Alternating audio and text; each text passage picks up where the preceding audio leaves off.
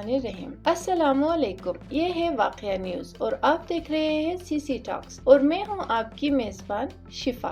آئیے چلتے ہیں آج کی تحقیقاتی رپورٹ کی طرف۔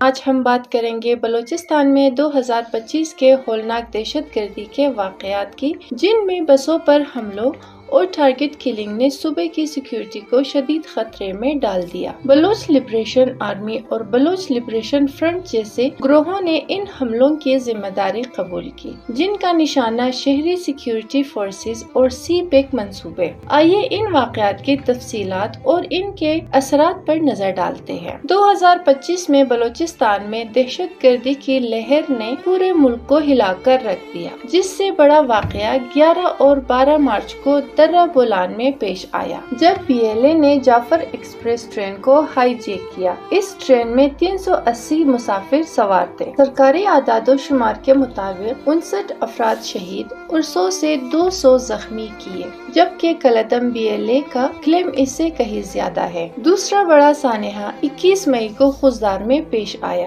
جہاں ایک خود کش حملہ آور نے آرمی پبلک اسکول کی بس کو نشانہ بنایا، جبکہ اس حملے میں 10 افراد شہید اور 51 افراد زخمی ہوئے، جس کی ذمہ داری بھی کالعدم BLA نے قبول کی ہے۔ 10 اور 11 جولائی کو ژوب اور لوڑ لائی ہائی وے پر 9 پنجابی مسافروں کو بس سے اتار کے گولی مار دی، جبکہ اس بار بھی اس کی ذمہ داری کالعدم BLA نے قبول کی۔ اسی طرح جنوری میں کراچی سے تربت جانے والی بس کو ریموٹ کنٹرول دھماکے سے نشانہ بنایا گیا، جس میں 4 افراد شہید اور 32 زخمی ہوئے۔ ان واقعات میں مجموعی طور پر سرکاری اعداد و شمار کے مطابق 78 سے 82 افراد شہید اور 167 سے 283 زخمی ہوئے، جبکہ کالعدم BLA کا دعویٰ اس سے کہیں زیادہ ہے۔ ان کا دعویٰ ہے کہ انہوں نے 2025 میں 700 سے زائد حملوں میں 726 فوجیوں کو ہلاک کیا۔ یہ حملے بلوچستان کی علیحدگی پسند تحریک کا حصہ ہے۔ یہ واقعات بلوچستان کی سیکیورٹی، معیشت اور سماجی ہم آہنگی کے لیے بڑا خطرہ ہے۔ خوزدار جیسے حملوں نے عوامی غم و غصہ بھڑکایا، جبکہ ژوب لوڑ لائی واقعات نے نسلی تناؤ کو بڑھاوا دیا۔ لیکن نرم اہداف جیسے اسکول بسوں پر حملوں نے سیکیورٹی حکمت عملی کے خلاف کو نمایاں کیا۔ پاکستانی حکام نے بھارت پر پراکسی کے ذریعے حملوں کا الزام لگایا، لیکن ثبوت کی کمی نے سفارتی تناؤ بڑھایا۔ سی پیک منصوبوں پر حملوں نے چینی سرمایہ کاری کو مزید خطرے میں ڈال دیا۔ بلوچستان کا یہ بحران پاکستان کے داخلی استحکام اور ترقی کے لیے سنگین چیلنج ہے۔ اس سے نمٹنے کے لیے ہمیں فوری اقدامات کی ضرورت ہے۔ بلوچ رہنماؤں کے ساتھ سیاسی مذاکرات شروع کیے جائے اور عوام میں دہشت گردی کے خلاف آگاہی پھیلائی جائے اور بے روزگار لوگوں کے لیے روزگار فراہم کیا جائے۔ باقی جو جائز مطالبات ہیں ان کو تسلیم کیا جائے۔ بلوچستان میں ترقیاتی کاموں کو تیزی سے مکمل کیا جائے اور اسپیشل بلوچستان کی عوام کا اعتماد بحال کیا جائے، تب ہی بلوچستان میں امن اور خوشحالی ممکن ہے۔